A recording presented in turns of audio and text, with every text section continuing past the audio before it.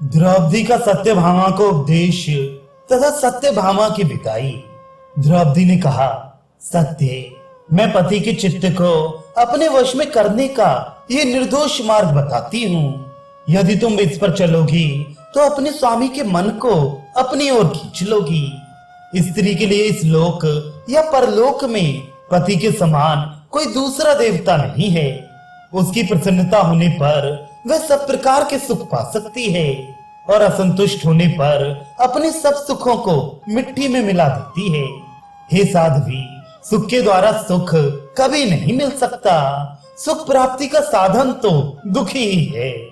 अतः तुम सुहृदता, प्रेम, परिचर्या, कार्यकुशलता तथा तरह तरह के पुष्प और चंदन आदि से श्री कृष्ण की सेवा करो तथा जिस प्रकार वे ये समझें कि मैं इसे प्यारा हूँ, तुम वही काम करो। जब तुम्हारे कान में पतिदेव के द्वार पर आने की आवाज पड़े तो तुम आंगन में खड़ी होकर उनके स्वागत के लिए तैयार रहो और जब वे भीतर आ जाएं तो तुरंत ही आसन और पैर धोने के लिए जल देकर उनका सत्कार करो।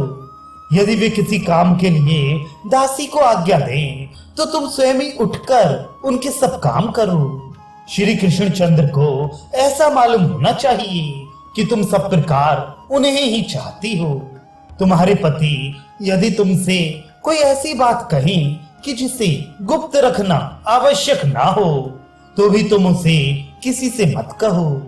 पतिदेव के जो प्रिय, स्नेही और हितैषी हों, उन्हें तरह तरह के उपायों से भोजन कराओ तथा जो उनके शत्रु, उपेक्षणीय और अशुभ चिंतक हों अथवा उनके प्रति कपट भाव रखते हों, उनसे सर्वदा दूर रहो।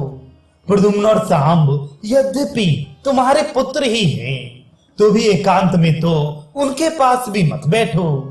जो अत्यंत कुलीन, दोष रहित और सती हों, उन्हीं स्त्रियों से तुम्हारा प्रेम होना चाहिए। क्रूर, लड़ाकी, पेटू, चोरी की आदत वाली, दुष्टा और चंचल स्वभाव की स्त्रियों से सर्वदा दूर रहो।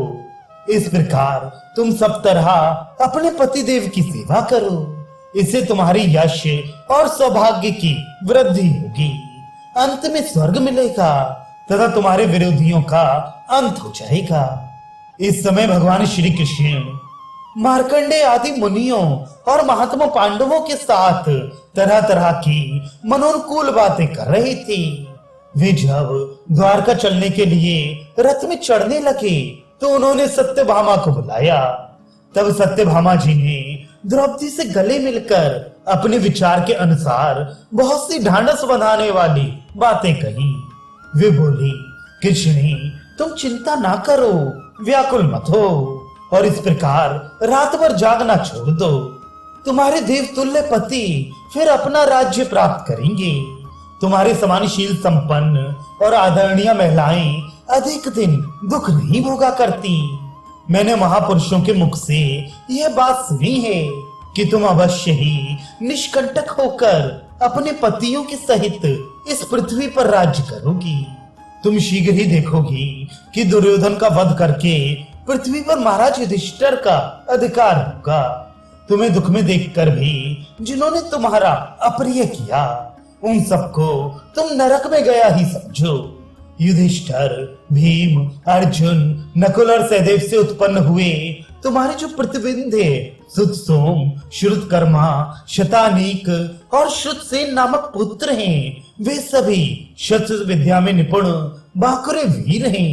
वे अभिमन्यु की तरह ही बड़े आनंद से द्वारका में रहती हैं। सुभद्रा देवी उनकी सब प्रकार तुम्हारे समान ही देखभाल रखती हैं। वे किसी प्रकार का भी भेदभाव ना रखकर उन पर निश्चल स्नेह रखती हैं तथा उनके दुख में दुखी और सुख में सुखी रहती हैं। प्रद्युम्न की माता रुक्मणी जी उनका सब प्रकार लाड़ चाव करती हैं और श्री श्याम सुंदर भी भानु आदि अपने पुत्रों से उनमें किसी भी प्रकार का भेदभाव नहीं करते। उनके भोजन, वस्त्र आदि की देखभाल ससुर जी रखते हैं तथा और भी श्री बलराम जी आदि सब अंधक और विष्णुवंशी यादव उनकी सब प्रकार की सुविधा का ध्यान रखते हैं। उन्हें प्रद्युम्न और तुम्हारे पुत्रों के प्रति एक से प्रीत है। ऐसी बहुत सी प्रिय, सत्य, आनंददायिनी और मनोनुकूल बातें कहकर सत्यभामा जी ने श्री कृष्ण के रथ की ओर जाने का विचार किया। उन्होंने द्रौपदी की परिक्रमा की और फिर रथ पर चढ़ गईं।